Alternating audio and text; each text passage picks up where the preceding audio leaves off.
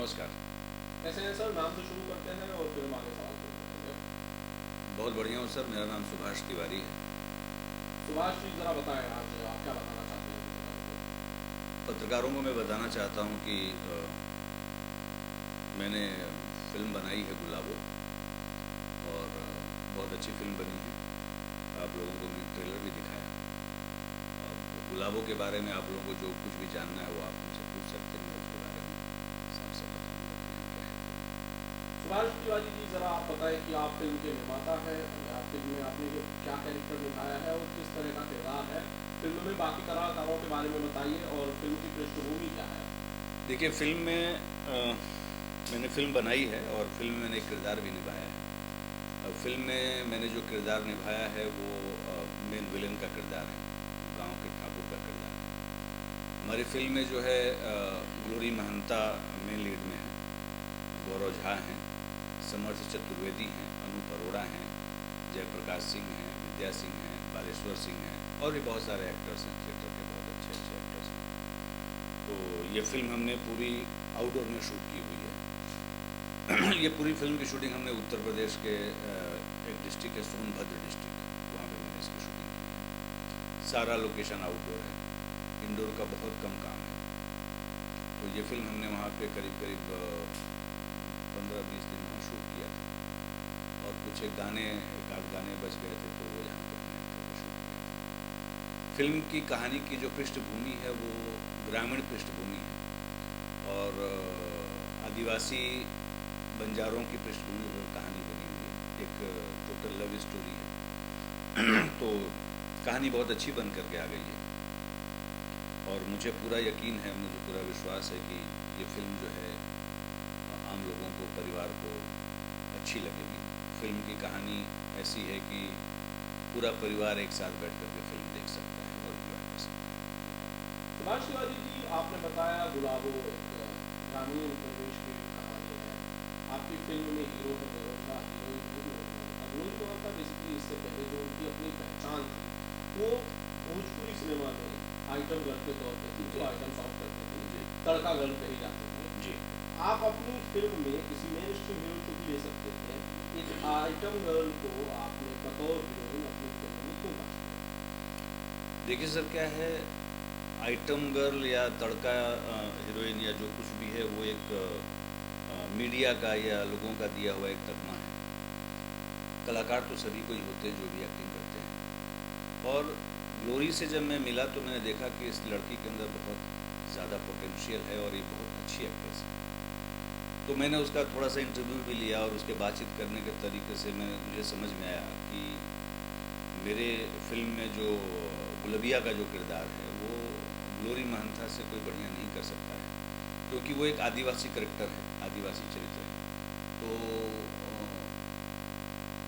मैंने ग्लोरी महंता को लेकर के कोई गलती नहीं की है। उसने इस किरदार को बहुत अच्छी तरह से जीवंत किया है चित्रपट पे, स्क्रीन पे। और मुझे नहीं लगता है कि इस कहानी के जो हीरोइन का जो किरदार है उसको फिल्म इंडस्ट्री में कोई और करता तो इससे अच्छा कर सकता था, मुझे ऐसा नहीं लगता है। सुभाष तिवारी जी, अब तो आपकी फिल्म बन रही है जी।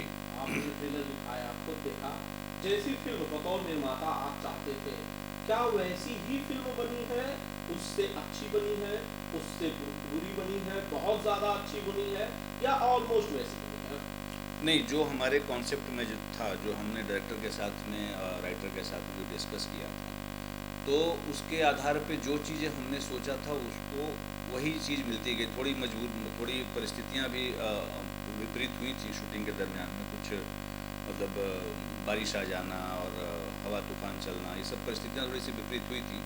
लेकिन जैसा कॉन्सेप्चुलाइज किया था हमने फिल्म मेकिंग, जो सुना था मैंने कहानीकार से कि इसका ग्राफ इस तरह से जाएगा, तो मैं ये कह सकता हूँ कि 100% के आसपास जो हमारी पिक्चर जो है बन करके उभरी है, जैसी कहानी है उसको।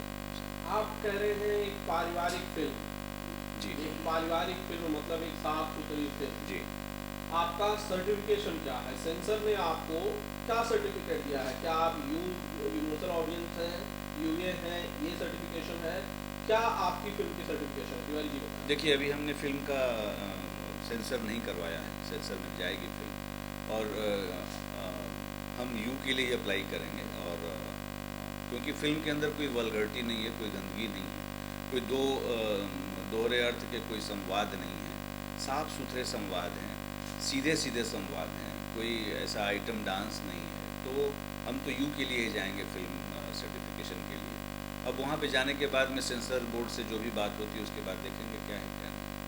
सर पिक्चर आपकी जो तैयार है गुलाबो, ये आप कब तक रिलीज करना चाहते हैं, ऑडियंस के बीच इसे कब तक लाना चाहते हैं? देखिए, थोड़ा सा पोस्ट प्रोडक्शन में थोड़ा सा काम बाकी रह गया है, वो काम चल रहा है और मुझे उम्मीद है कि मई तक फिल्म हमारी रिलीज होनी चाहिए। सर भोजपुरी सिनेमा के जो हालात है बहुत अच्छे नहीं है, और खासकर पर कोरोना कोविड काल में और ज़्यादा दिक्कतें हुई हैं शहर में। मुंबई में वापस रात्रि के वक्त लॉकडाउन लगाने का ऐलान कर दिया गया है। ऐसे में आपको लगता है कि ये फेवरेबल टाइम होगा किसी फिल्म को रिलीज़ करने के लिए, और ख़ासकर ऐसी फिल्म जिससे आपको खुद को बहुत ज़्यादा उम्मीद है? देखिए, ये तो परिस्थितियों की बात है। कोरोना एक महामारी तो फैली हुई है, जैसा कि न्यूज़ में भी बता रहा है और देखने को भी मिल रहा है। तो हमें बचाव करके ही चलना है। तो गवर्नमेंट की जो गाइडलाइन रहेगी उसके हिसाब से हम काम करेंगे। अगर गवर्नमेंट की गाइडलाइन है कि भाई नाइट कर्फ्यू रहेगा, या 6 फीट की दूरी मेंटेन करना है, या 100 से आदमी ज़्यादा एक जगह इकट्ठा नहीं हो सकता, तो उस गाइडलाइन के हिसाब से हम इसमें थोड़ा फेर बदल कर सकते हैं कि मतलब अगर मई में नहीं हुआ तो ठीक है, मई के लास्ट में करेंगे या जून में करेंगे, जैसे भी परिस्थिति होगी उसके हिसाब से काम करेंगे। अपने बारे में बताइए तिवारी जी, एक फिल्म बनाई जाए गुलाबो जी, ग्रामीण परिवेश की, एक साफ सुथरी फिल्म, ये कहाँ से आया ख्याल, ज़रा बताइए। आपका कोई फिल्मी बैकग्राउंड रहा है तिवारी जी? जी, मैं सर एक्चुअली थिएटरिस्ट रहा हूँ और काफ़ी दिन थिएटर किया हूँ। मैं कलकत्ता में पला बढ़ा हूँ और कलकत्ता में एक काफ़ी नामचीन रंगमंच है, रिपर्टरी शो करता है संगीत कला मंदिर, वहाँ से जुड़ा रहा हूँ और बहुत दिन तक थिएटर किया है। तो एक्टिंग करना, लिखना, डायरेक्शन करना, ये सब मैं बहुत पहले से ही मुझे इसमें इंटरेस्ट था। और फिल्म जो है मैंने कोई शौक़ के लिए या कुछ इंटरटेन करने के लिए, खुद को करने के लिए नहीं बनाया है। फिल्म मैंने इसलिए बनाया है कि समाज में जो भी भोजपुरी फिल्मों में जो चल रहा है वो आप लोग को भी पता होगा कि थोड़ा सा भोजपुरी का जो समाज है वो अभी मैं बहुत ज़्यादा यूट्यूब देखता हूँ तो उसमें दिखाई पड़ता है कि भाई दोहरे संवाद हैं, द्व्यर्थी संवाद हैं, कुछ आइटम गाना है, कुछ वल्गरिटी है। तो इससे क्या है कि भोजपुरी समाज जो है वो भोजपुरी फिल्मों से कट सा गया है। भी देखिए, मैं ये बात बताऊं कि बिहार यूपी से मतलब लोगों के दिमाग में एक पता नहीं क्यों ऐसी बातें आती हैं कि बिहार यूपी का मतलब रिक्शा चलाने वाला, बिहार यूपी का मतलब खुमचा लगाने वाला, बिहार यूपी का मतलब टाली लगाने वाला, बिहार यूपी का मतलब फुटपाथ पे सोने वाला। ये पता नहीं क्यों इस तरह की भावनाएं लोगों के दिमाग में आती हैं। बिहार यूपी का मतलब लोग ये नहीं सोचते हैं कि हमारे देश में जितने भी IAS और IPS हैं वो बिहार और उत्तर प्रदेश से हैं। लोगों की समझ में ये क्यों नहीं आता कि हमारे राजनीति के क्षेत्र में जितने भी बड़े लोग हैं वो बिहार यूपी से हैं। हमारे देश में ये क्यों नहीं समझ में आता है कि हमारे देश में जो सबसे बड़ा विश्वविद्यालय था वो नालंदा विश्वविद्यालय था। इन सब चीज़ों के प्रति लोगों के दिमाग में क्यों नहीं आता है, ये बड़ी वेदना की बात है। इससे मैं बहुत आहत रहता हूँ, बहुत दुखी रहता हूँ कि बिहार यूपी का मतलब लोग जो है वो अनपढ़, गंवार और बिना वैचारिक का व्यक्तित्व और छोटा काम करने वाला, रिक्शा चलाने वाला, ऐसा क्यों लोग सोचते हैं, ये मुझे समझ में नहीं आता। इससे मैं बहुत व्यथित रहता हूँ और इन्हीं चीज़ों का नज़रिया बदलने के लिए मैंने सोचा कि मुझे थोड़ी सी कोशिश करनी चाहिए, क्योंकि अच्छी फिल्में बनेंगी तो अभी जैसे कि मैं देख रहा हूँ कि होली के समय में तमाम यूट्यूब पे होली के गाने जिसमें कि भाभी और देवर का संबंध और ये ऐसे डालेंगे रंग, वैसे डालेंगे रंग, जबकि आपत्तिजनक मटेरियल, क्योंकि बिहार यूपी में भाभी और देवर का संबंध जो है माता और पुत्र की तरह होता है।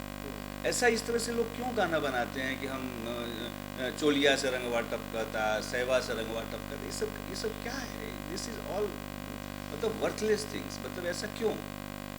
भोजपुरी का मतलब लोग अगर गंदगी समझते हैं तो मैं इस बात से इत्तेफाक नहीं रखता हूँ और इस चीज़ को थोड़ा सा मैं इस चीज़ का बहुत विरोध करता हूँ कि ऐसी चीज़ें समाज के अंदर नहीं आनी चाहिए। देवर और भाभी के पवित्र रिश्ते को आप इतना दूषित कर रहे हैं, ये बहुत दुख की बात है। सर आप आगने वाले वक्त में फिल्म बनाएंगे क्या इन सिद्धांतों पर आप इसी तरह से कायम रहेंगे?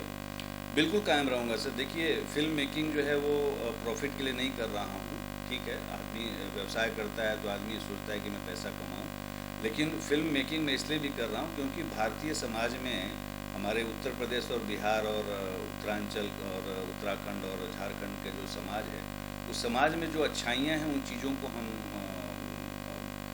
चित्रपट पर लाने की कोशिश करेंगे, सिल्वर स्क्रीन पर लाने की कोशिश करेंगे। और कितने कामयाब होंगे ये तो हमें नहीं पता है, लेकिन हमारी कोशिश जारी रहेगी। सर इस फिल्म के बाद और कोई प्रोजेक्ट है जिसकी तैयारी चल रही है, जिसे प्लान कर रहे हैं जी आप करने के इस वक्त में? जी, दूसरी फिल्म भी हमारी पाइपलाइन में है। वो भी एक फैमिली थ्रिलर है, फैमिली ड्रामा है, और उसका पोस्ट प्रोडक्शन चालू है, डबिंग वगैरह चालू है। तो ये फिल्म रिलीज़ करने के बाद मैं उस फिल्म को रिलीज़ करूँगा। इसके बाद में तीसरे प्रोजेक्ट की कहानी के ऊपर काम चल रहा है, वो भी करूँगा। तो इस तरह से धीरे धीरे करता रहूँगा। क्या किसी सुपरस्टार को लेके, भोजपुरी के किसी मौजूदा सुपरस्टार को लेकर सुभाष तिवारी कोई फिल्म कर रहे हैं?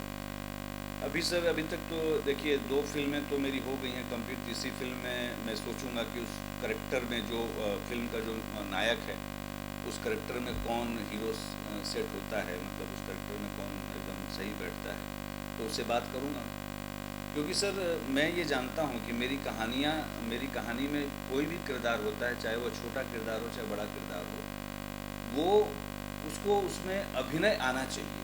बिना अभिनय आए हुए वो व्यक्ति उस किरदार को नहीं निभा सकता है, क्योंकि हमारी फिल्म की कहानी जो है अभिनय के आधार पर वो रहती है। मैं क्या मानूँ, आज के सुपरस्टार्स को अभिनय नहीं आता?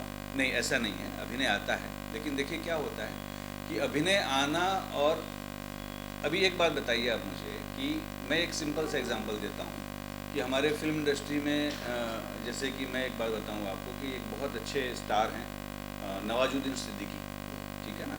तो उनका जो बॉडी का जो गेटअप है और उनका जो बॉडी लैंग्वेज है, उनकी जो स्टाइल ऑफ वर्किंग है, उस व्यक्ति को अगर हम उसके बॉडी लैंग्वेज के हिसाब से या उसके हिसाब से अगर हम रोल दें तो ज़्यादा बेहतर रहेगा।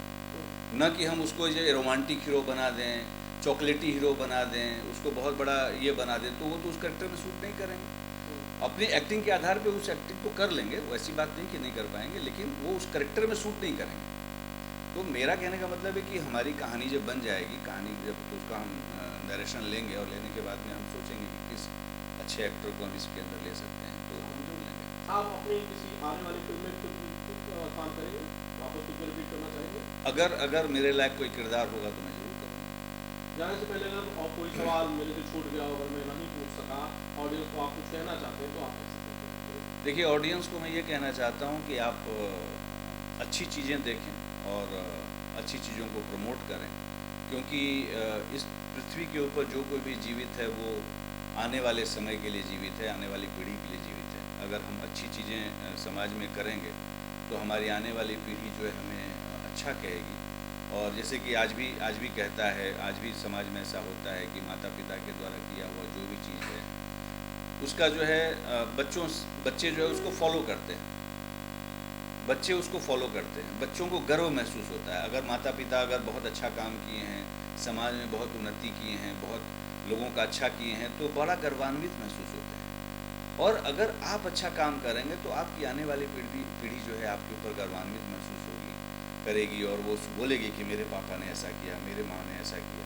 और अगर आप अच्छा काम नहीं करेंगे तो आपकी आने वाली पीढ़ी, आने वाली जनरेशन क्या कहेगी? लोग बोलेंगे इसका बाप तो ऐसा था, उसकी माँ तो ऐसी, तो कैसा महसूस होगा? शर्मिंदगी महसूस होगी। तो मैं ये चाहता हूँ, पूरे फिल्म जगत को चाहता हूँ, पूरे समाज को चाहता हूँ कि वो ऐसा काम करे जिससे आने वाली पीढ़ी उसके ऊपर अपना गर्व महसूस करे और वो शान से कह सके कि मैं फलां का बेटा हूँ, फलां मेरी माँ है, शान से कह सके और अपने समाज को गौरवान्वित महसूस कर सके।